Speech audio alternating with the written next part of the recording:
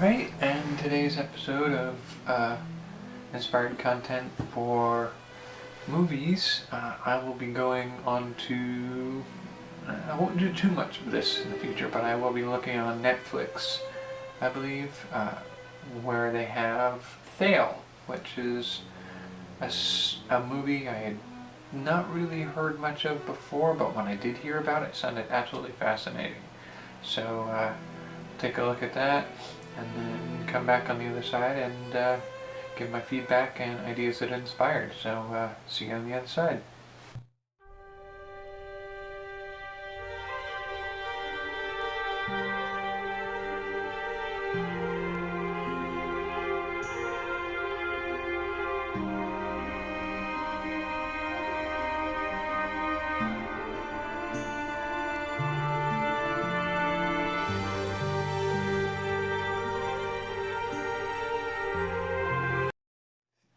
The movie Thale.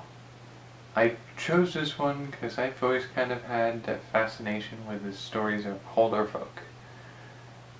It's nice to have an alternative to the more frequently used classic fantasy races, and I'd like to see more of that show up in stories and fiction and movies. And so it's nice to see something like this. It takes a little different view of them than I'm used to, but it is what it is for itself. I think if I had to, I'd probably rate it as 5.8 out of a 7.1.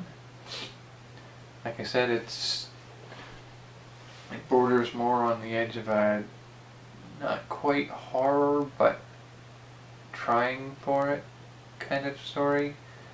And that's not really the way my mind thinks of the legends of the older folk, so it is what it is. But some of the ideas it brings to mind, we'll get to those now. And as much as I like the older folk, and you could continue to imply it as older folk who do this, but the idea seems, in my mind, to play at the concept of a changeling. The possibility that they find the young girl, maybe not as a baby, but as a young child who has been raised by the older folk and taken as an infant, so she lives and functions like a older folk, but she would appear human, and therefore that's why she looks different. I suspected early on that the others that the character on the tape was referring to might actually be other children like her, still held by those who experimented on them when they held them in whatever facility they were experimenting on them. I was kind of disappointed that it seems the implication was more a mixture of the others would be the other scientists, or the others like her who lived out in the wilderness. It was never kind of implied that there was more than just her one strange occurrence of being found. You'd think if they found her once somewhere else throughout history, there would have been occurrences of people finding and raising, and I mean, if you look at the actual mythology, there's supposedly older folk that married and became spouses to regular people. And so you'd think there'd be sort of like a support group, or a how to blend into humanity kind of layer to it.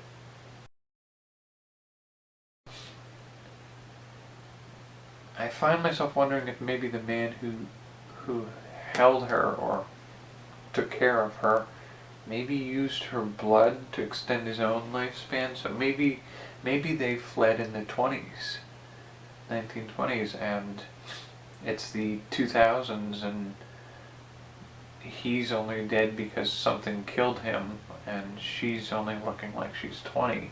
Because, I mean, in the movie it definitely seems like she looks like she's in her 20s, but the shelter they live in is stocked up with canned goods that expired close to 40 years ago. So the possibility that she lives longer than a normal human and he was maybe tapping into that potential.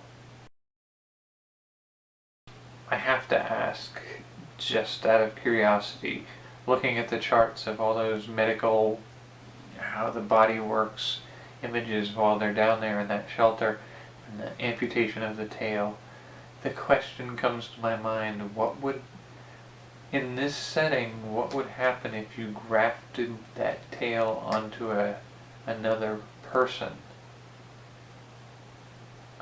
The implication of the holder being able to heal and mend and revive and alter things through touch. It would be sort of interesting to see where you could go with that as a story. There are a lot of different directions you can take that in, I think. It's implied earlier on that the divide between the Holder folk and human civilization happened when one group became community focused and the other remained sort of wild, and sort of by breeding pressures and gene pool narrowing, the Holder folk became distinctly different in form from us. And it leads to the potential idea that since we come from a common stock, and the thing that make the Holder folk different is the accumulation of those genetic differences together, there's the possibility of a deformed Holder folk looking completely human. And so the idea of it happening more than once, where you could have children dropped off at orphanages and raised as humans, not knowing that they're actually descended from Holder folk. I'd be curious to hear a story about what happened to her family when she was found as a baby. There's no definitive information about her family being dead or having abandoned her. There may be some implication of them being dead, but I'd be curious to find out what happened that was the case, and see if there's a story that could be told there. Alright, and so those are the ideas from this movie. I'll see you for the next episode, and hope this inspired something.